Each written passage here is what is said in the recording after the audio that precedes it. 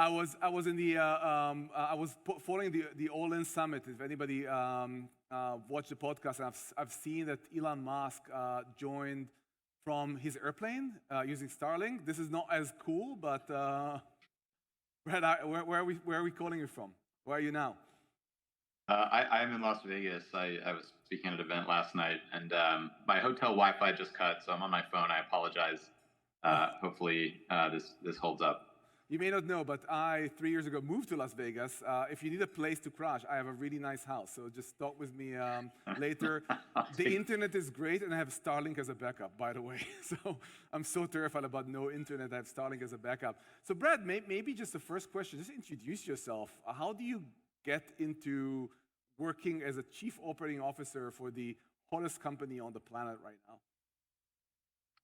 Yeah, well, so first, thank you for having me. It's great to be here. It's great to see you all. I was excited to do this one. I've got a lot of excitement and hopefully some stories to share about our ability to incorporate this technology into support. But yeah, my path to OpenAI was somewhat lucky, I guess. I was previously an investor at Y Combinator. And OpenAI actually started as a YC research project. People don't know this, but it was a nonprofit started back in late 2015, early 16, which is exactly the time I started at YC. And so we kind of grew up together somewhat at YC, and it was a project I always thought was really interesting, and it was really the only project in that YC research batch that started working. And I really was kind of studying exactly what was going on and how it was going on. And this was 2016, 2017. And when Sam had asked me at one point if I could come help with the restructuring of it and fundraising, and so I joined as a CFO in 2018, and it's been a journey ever since. And when I'm working on AI from 2017, I've been thinking about AI from 2012 when it was just very basic.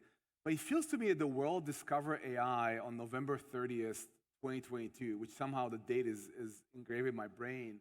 When you guys launched ChatGPT, was this a surprise to you that the AI world really can be thought of as a before November 2022 and after November 22, or you expected this outcome? In retrospect, it's not surprising. At the time, it was surprising.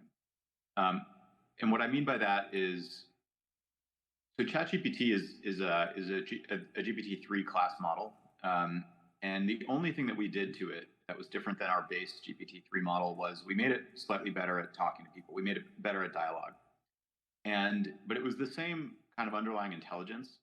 And so for us at the time, there was no way looking forward to think that just that subtle change in kind of how the model can interact with a person was going to lead to anything that was kind of anomalously, more engaging or would be the type of thing that would set off the reaction that it did. In retrospect, I think the thing that really is apparent is really kind of how, if you make these models more human-like, if you make them a little bit more approachable and you make them a little bit easier to use, and you really tap into the thing that makes them special, which is that they can take a natural language input that doesn't have to be perfect. It can be highly descriptive or highly not descriptive, but it just can proxy natural language in the way that you would talk to another person, and make use of that and make sense of it and return an answer that's rich and useful. That's a really powerful thing. And so looking back, I guess we have a new appreciation for it. And one thing I thought about was, this is not the first general purpose chatbot that is launched on the internet, and everyone else that was launched before just became racist after 24 hours and was taken off the world, and we said, okay, whatever, let's wait out 3 years for the next bot that will become racist.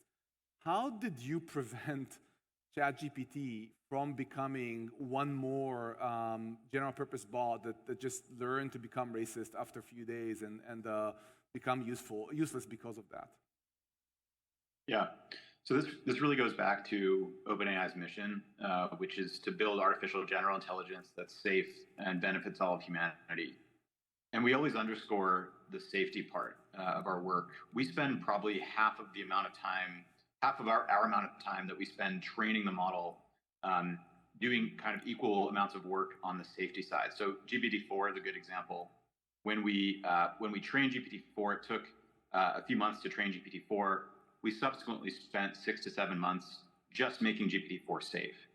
And we have a variety of processes that we do on what's called a post-training basis. So a combination of fine-tuning and other things that we take really seriously to make sure that these models really respect their users, really respect what we would consider to be the bounds of kind of civil discourse and discussion, that they're not prone to racist or otherwise inappropriate responses. And there's a lot of work that goes into that, and it's not trivial. But for us, the calculus is we need these systems to be useful. They can't be safe and they can't be broadly beneficial if they can't be trusted. And so the more work we can do and the more competency we can build as a company in making these systems safe, not only is that important to our mission, but the better it is for the world. And you touched a little bit about how the sausage is made, at least when it comes to safety.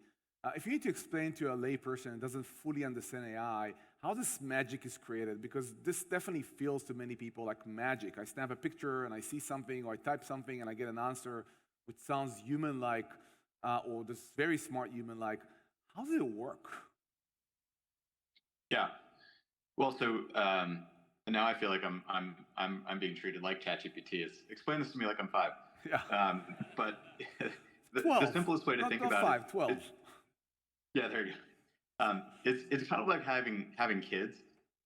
So and in this case though, the kid starts with this really broad and quite complex understanding of the world based on effectively a random sampling of the internet. And of course, there's a lot of stuff on the internet that you wouldn't be proud of, certainly to have your kid know and repeat. And so the process that we go through after the base model is trained, is basically just teaching the model what's right and what's wrong, and teaching it what's acceptable and what's not acceptable. And when you show it the patterns of basically of what it can and cannot do, and you give it examples, and then you critique it, you tell it this was a good example, this is a bad example, and this is a good answer, and this is a bad answer. It starts to learn those patterns, and it can incorporate those patterns back into how it's actually trained to respond. And we install what's called a reward function, basically, in the model. So we actually tell the model, we give it a reward signal effectively when it does something correctly, and we give it a negative reward signal when it does something incorrectly. And so we apply a lot of human judgment there, and we work with a lot of people who bring that judgment to bear in different domains. So it's not just how do you make the model not racist, for example. It's how do you make the model give a more factually useful answer in the context of chemistry or biology or economics. And so we have to work with a really kind of broad cross-section of experts to try and tune the model and tune that reward function. Now I imagine ChatGPT like this big fat cat, and it's getting a reward. It's like, yeah, so much Give it fun. A treat every time. Give it a treat. Forever, ChatGPT for you will be this big fat cat that getting rewards for good behavior. On this note, there's this, of course, the joke said it must be true if it's on the internet, which of course it's not the case. How did you avoid the situation of not everything on the internet is true? Actually, a lot of what's on the internet is not true. There's not enough humans in the world to go and classify what's true and what's not. How do you make your models mostly true most of the time? Yeah. Well, so couple things. So part of it is the distribution of information on the internet for the topics that are well represented in that distribution you can generally infer a source of truth based on how much those facts are represented in the data. So if you wanted to go look up what is the capital of a given state, the internet, by and large, will reflect truth there. You may get a few comments or a few jokes or whatever of people saying, "Oh, the capital of New York is New York City, not Albany." But by and large, that fact is well represented on the internet, and so it's going to, in the distribution of data that these models are trained on, it's going to reflect that. If you ask the model, it's going to reflect that the capital of New York is Albany. The thing that's harder though is for the long tail, right? Where there's not as rich of a kind of collective understanding on the internet of the truthfulness of a given thing. And there, it's a couple things that we do. So one is kind of partly what I described in that process of basically doing that post-training work that we do is how do you actually create evaluation sets that test for where the model's knowledge is a little shakier on certain topics. Because if you can find where the model has knowledge gaps, then you can start to fill those gaps in by giving it the correct answer. And like I said, defining that reward function in a way that rewards answers that are more factually correct. And interestingly, one of the things that we see is when you teach a model to be correct about one thing, it actually makes its broader level of truthfulness and correctness higher on other things. So if you can teach it a fact about biology and kind of more or less hardwire it to think that that is the right thing, and then you ask it an adjacent question, a related question about another thing, it's more likely to get a correct answer on that other thing, having known what the correct answer was on the previous thing. And so there's an interesting pattern of relationship there that we can exploit just by giving it a little bit of example of what's correct and what's not, and giving it a little bit of feedback. But really the way to think about these models is not as factual engines, right? They're not databases where there's a piece of information stored in the database that can be retrieved on command. They really are reasoning engines. And so they're trying to give you as best an approximation based on all of the knowledge they've kind of, all of the things they've read in the books, so to speak, about, what might be the correct thing or what might be the thing that's most likely based on what you asked. And the way that we tend to actually point people around the problem of factualness and truthfulness is really to supply it with source of truth data. So treat it as an engine that runs on top of a source of truth of data and let it go reference that data and reason about what the right answer might be in relation to the data it sees to be able to return you the best answer. And that's a mechanism that we call retrieval. And so, ultimately, you as a provider of a service or, as an owner of content or data, have the thing that's correct. And the thing that you should use the model for is not to try and memorize that fact to regurgitate it, so much as to use it to reference that data set, reason about what the answer is, and then return an answer that satisfies the request. And so that's very much the kind of mode that we see the technology deployed in that we think is really the right way to think about it. So you describe a world in which there's a lot of human curation in making sure that these models work and provide the right answers. We hear that in China, AI models have to represent, for example, the thoughts of Xi as the source of truth. How do you prevent outside influence for really tilting the balance or tilting the scale when it comes to the answers that OpenAI and the various ChatGPT models provide? Yeah, well, we try and make sure that we think the data that we train on is representative of the world and of the value systems that we think are important to represent. So, we think that, democratic values, human rights, and giving the model an appreciation for those things is important.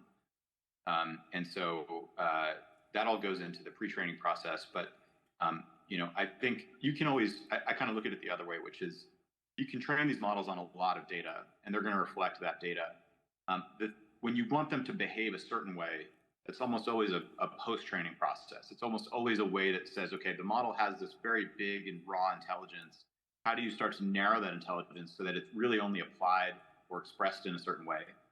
And I think that's probably the work that you're describing that a lot of, would-be kind of authoritarian regimes would try and implement, basically, is to say, okay, we have a model that was trained on this big corpus of data. Now, how do we get the model to only respond in a certain way or only espouse certain values or only express, views a certain way?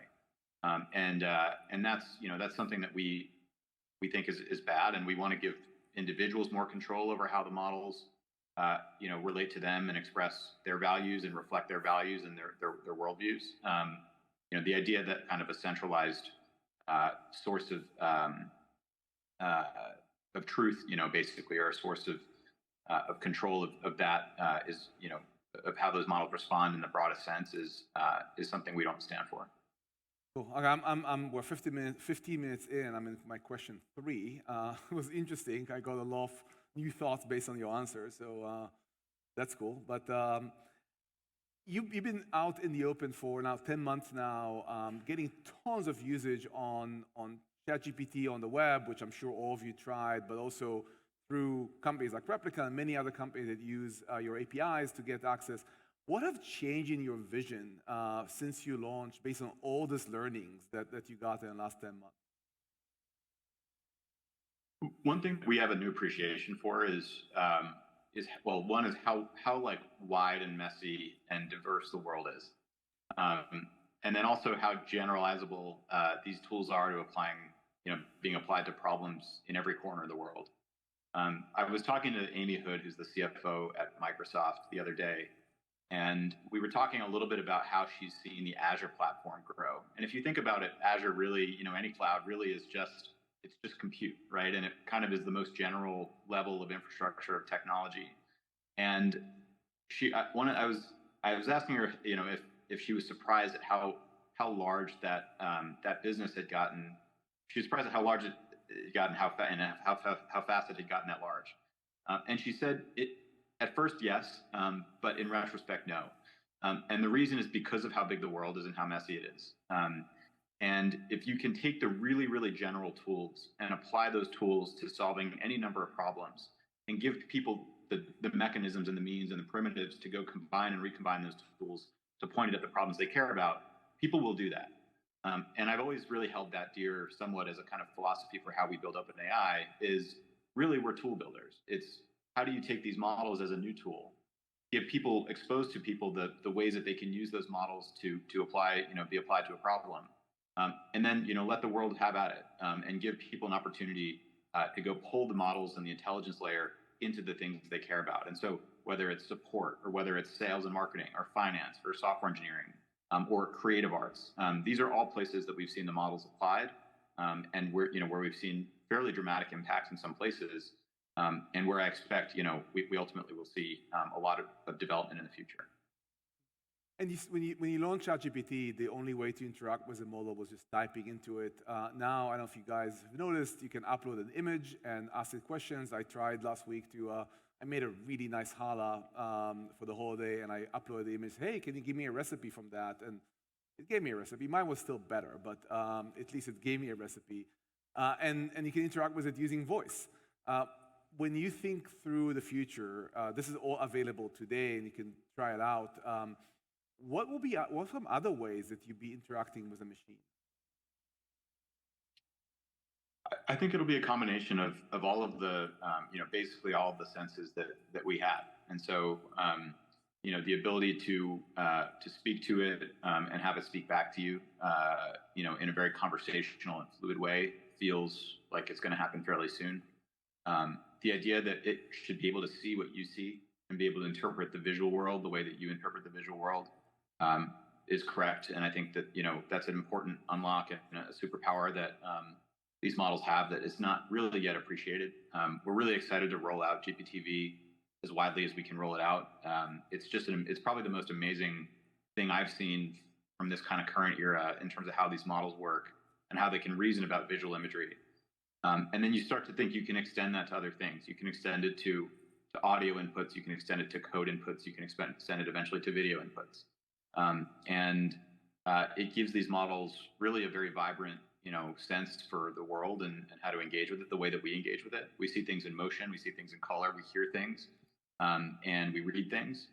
And I think, we don't quite understand yet the impact that all is going to have collectively. You're in the center of it, and I wonder if there's anything that you see that's obvious to you that will happen in 2-3 years that is maybe not obvious to us. Like the way, do you imagine we're going to watch TV and there's going to be a banner running under it and tells us thing about the show? Or what do you think, what you envision, and this is not a plain question, so I don't know, find something, that will be very different in 3-4 years because of what you're creating now, cooking now, with your technology? It's a good question, and I always think with big phase shifts in technology that the effects that have the greatest impact on the world are always hard to predict at the outset.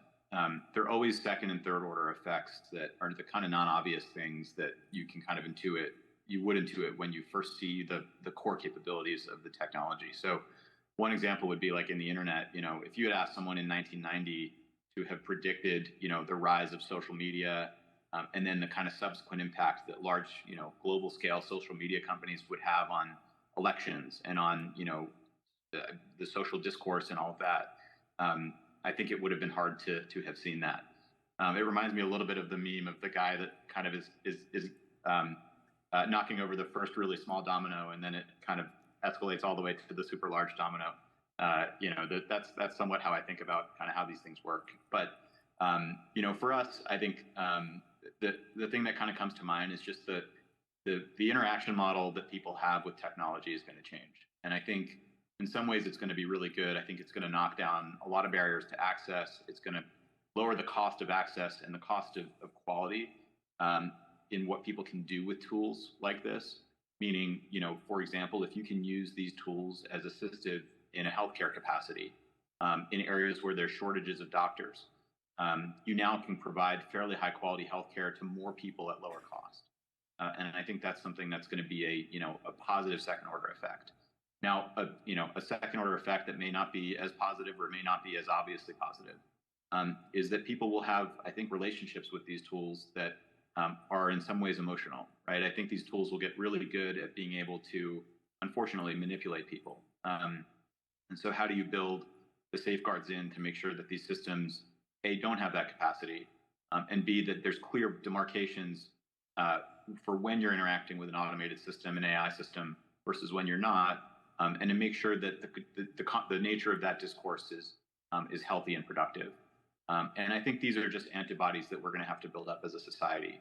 I don't think there's a way to kind of, legislate these things today, per se. I think these are things that we're just going to have to figure out as we go. And, we at OpenAI are trying to work as hard as we can to make sure that we're as transparent about seeing these things coming as we can be, and working with relevant, everyone from developers to policymakers to civil institutions to make sure that we're resilient to some of these things. And one thing I really appreciate about this conversation, but also every time I heard Sam Altman talking about OpenAI, is this humility. We just don't know everything, and we just try to be as good as we can in shaping this product in the best possible way, knowing that we don't know everything. And I appreciate this humility, because if I heard that you guys know everything, I wouldn't have believed you. So knowing that you actually acknowledge that you don't know everything about what you create, but you're going to try to shape it as it goes, create much more confidence, at least for me personally. So, the next one I want to ask you is, there's a massive industry that was literally created in and around large language models and OpenAI. What is your role in this industry? Where's OpenAI, and where's this rest of the universe that consumes OpenAI and other LLMs? Yeah. Well, certainly I think the industry is still somewhat sorting itself out. It feels like we're almost in this kind of Cambrian period of the industry, where there's a lot happening. There's a lot of companies getting formed. There's a lot of tools getting built. There's a lot of pieces getting filled in. There's a lot of standards getting established. But and it's happening at such a rapid clip that it's hard for even us to keep up with everything. Where we fundamentally see our role, I think, is just pushing on the quality of intelligence. So, in accordance with our mission, right? Our goal is to really build the smartest possible models that we can build, and to push the technology on the intelligence spectrum as far as we can push it. Now, whether or not that's where the sum total of activity concentrates or not is unclear, but that's our goal. And we think that the really big society-changing benefits that come from the technology will largely come from the really advanced and really intelligent systems. The systems that are off figuring out new knowledge, new science, figuring out ways to combine and recombine, compounds into new drugs and new treatments, new therapies, ways to personalize education in a way that we're really excited about. So that's our goal. What we intend to do, though, is serve that, kind of like I was saying in my example about Amy and Microsoft, is really to be the tool builder. So I think one thing we've acknowledged is how big and messy the world is, and that we can't go pull the technology into every nook and cranny that is required, for it to be effective in the world. And so being able to serve the technology to developers and to enterprises at the primitives level, right, at a basic level, so that people can kind of do with it what they'd like, within the bounds of what we want to be kind of safe and acceptable use. But that's kind of where we see ourselves, and I think that'll be everything from low-level APIs that developers can use to build really powerful applications, all the way through ChatGPT-like experiences, which are a little bit more personal, a little bit more individualized, maybe a little bit more kind of consumer and market ready. And then, taking that same logic and applying it to businesses, we recently launched something called ChatGPT Enterprise, which is a way basically for businesses to start to install the technology inside their enterprise in a way that's safe and respecting of data privacy and security. But even there, the idea is for companies and builders to be able to create new applications and new experiences on top of that. And again, the idea being that we can't estimate what every possible use of the technology is. And so letting people figure out ways to incorporate it into their work, into their life, into their application, that's ultimately going to be the path to success. So Brad, you already touched on that. We talked for the last, 24 minutes about how exciting ChatGPT and AI is, but many people are also scared of it. They hear about data privacy, they hear about hallucinations, they hear about possible bias in models. What are you doing to not necessarily diffuse the fear, but what have you built so people can trust these models to protect their data and to provide the right answers based on the questions they ask? Yeah, so two things. One is anything that we build that is business facing, by default, we don't train on that data, we don't look at that data, it's all encrypted, and we retain it basically for the purposes actually of monitoring it for abuse. So from a security perspective, one thing we encourage companies and enterprises that are incorporating this technology into their tools and applications is that these models are prone to abuse still. And so all it takes is one bad actor who can figure out how to jailbreak or exploit these models, for there to be a bad outcome. And we can do the programmatic monitoring on our side to make sure that that's less likely to happen. And it's really rare, but it does, in rare instances where it does happen, we can generally detect it. But still, if your preference from a privacy perspective is that we not do that, in a lot of cases we won't, and we'll work with you to get to the right answer from a data privacy perspective. And then around hallucinations and factualness and groundedness, goes back a little bit to what I was saying earlier, which is how do we build the tools so that people can incorporate the source of truth data that they want the model to have knowledge of, connect that basically to the reasoning engine, the core model, the intelligence layer of the model, and combine those two things so that the model can reason about that information and return answers that are sensible and related to that data. So, if for example, you have a support playbook, right, and that's your source of truth for how you handle all support cases, there's no way that the model has that knowledge inherent in its knowledge base from having been trained. It's never seen that, but it can reason about how to answer questions, referencing that as almost like an open textbook in an open book exam. And so, how do you build the pieces to set that arrangement up such that it can do that in real time, on the fly, and you can actually build the assistive tool that you want to build for your teammates or your support agents? That would be kind of a good example of the types of things that we'll enable over the next few months. And speaking of service and customer support, this room is full of people that either already use AI, these are customers or people who want to use AI, but if you go look wider in the customer service industry, AI is hardly used in an impactful way. So what would be your advice to people here and everybody else in the industry? Is time now, or should they wait for a better model, for next iteration, for safer? What do you think about timing? What do you think about the current readiness of what you offer and what the industry offers at large to solve customer service issues? Yeah, no, I think the time is now. One mistake we see is people come to us and think, okay, I want to entirely rebuild, my entire support stack basically on top of these tools. I think that's a tall order right now. Although eventually, I do think that is how most support organizations will operate. Is there'll be an extremely high level of incorporation of these tools into the support workflow in a way that really allows for what is a level of support and service that I think we can kind of only dream of today in terms of how personal and reliable and rapid and informed it is. The places to start today, so we've actually done this experiment a little bit internally at OpenAI.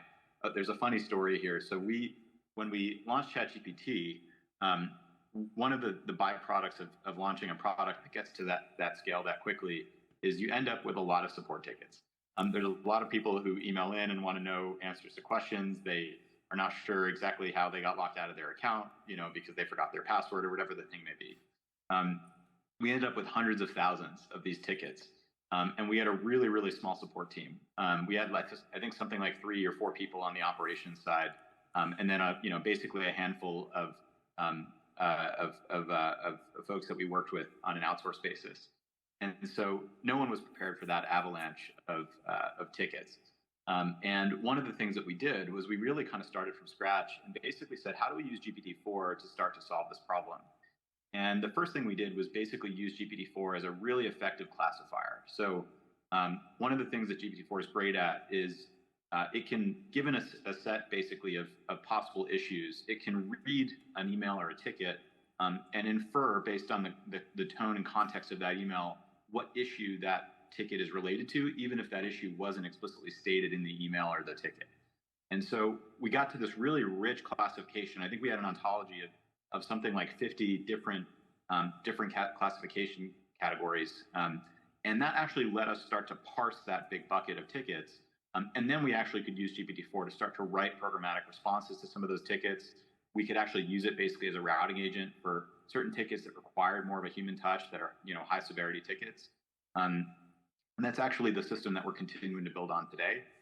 And so maybe we've somewhat run the experiment internally, but I expect for us that over the next few years we'll have a nearly kind of entirely GPT-4, and eventually whatever the future models are, powered experience for our support. And I think we can do that at fairly high quality, maintaining a super high CSAT, and do it with an SLA of something like eventually a few minutes basically for a response. That's amazing, Brad. We kind of run a little over, and I know you have a busy day, so I want to thank you for your time. Enjoy Las Vegas, and everybody else. Thank Brad for joining us. Thank you all for having me.